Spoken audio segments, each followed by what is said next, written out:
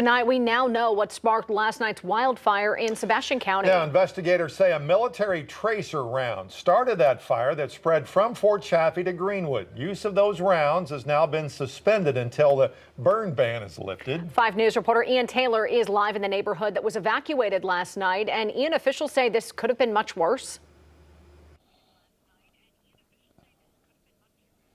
Yeah, guys, and if you walk or even look around here, the hilltop neighborhood, you can see, feel, and hear just how dry it is. And this is exactly the type of fuel that helped Tuesday's fire grow. It was just a big old shroom sitting up there, and I was seeing the black, and I thought, man, that's not a good sign. It's got a house or something, the black coming up through the smoke. And I was like, man, I got to get up there and see how bad it is. Dale Qualls lives in the hilltop neighborhood. He wasn't home when the flames threatened his house, but was quick to get back and assess. I could breathe a lot better then. I said, at least it ain't on the house yet. And I seen it was on Chaffee, and I thought, well, as long as the wind will stay down, the fire break should do its job. He recalled the 2011 fire, which tore through the same area, burning a house down, he says, within minutes.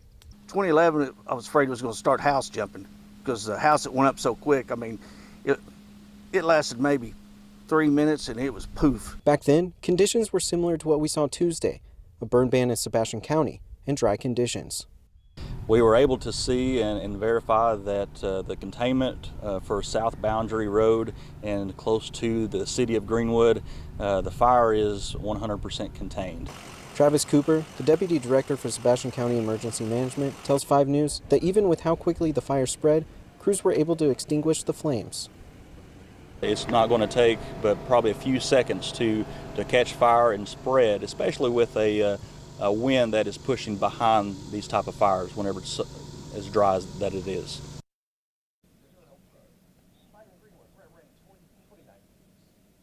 Now, Darren, Erica, I spoke to first responders and residents who all said the same thing. There's just a collective sigh of relief here, and there's no amount of thanks that can be given to share with everyone's help. Live in Greenwood, covering news where you live, Ian Taylor, 5 News.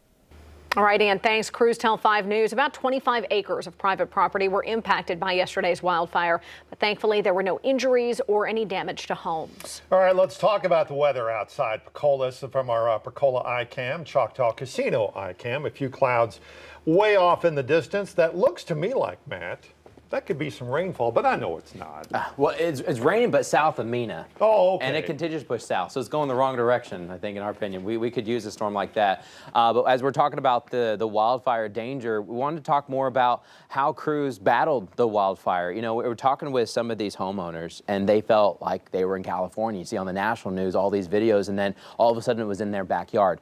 So this is how the Forestry Department and Fort Chaffee crews helped to build a barrier from the wildfire trying to get towards those homes. You see this brown strip?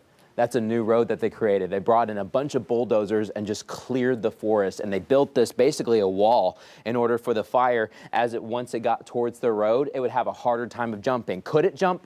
Possibly, especially with that north wind, but that's why they kept getting it wider and wider and wider. But then you can see off in the distance where, of course, you still have those burn scars. There's still a lot of smoke, though, but this is deep into Fort Chaffee territory. Anyone in Greenwood, of course, is fine. We have a couple new updates for you. The Arkansas Forestry Division has now upgraded the northwestern corner of our state, all of northwest Arkansas and the majority of the River Valley, into a high wildfire danger threat. So that includes Fort Smith and all the way into the northwest Arkansas area. On top of that, breaking news as of about 5 minutes ago, Washington County has now been added to the active burn ban list. So counties continue to fall as we continue to get drier. We'll let you know when we have our next chance of rain coming up.